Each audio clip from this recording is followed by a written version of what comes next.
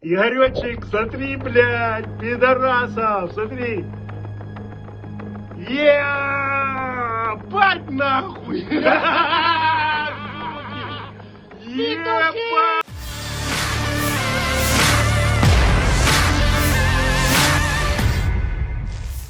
Rusia terus membombardir Ukraina dengan rudal usai jembatan Kerch yang menghubungkan Crimea dan Rusia hancur pekan lalu.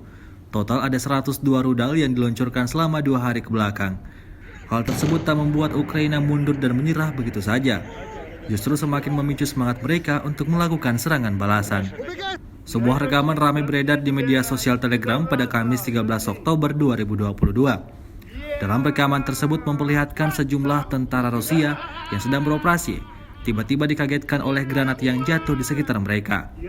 Tampak 4 prajurit Rusia seketika tergeletak di tanah, sedangkan prajurit lainnya langsung sigap kabur ke dalam hutan. Serangan yang berhasil mengenai target membuat pasukan Ukraina bersorak bahagia.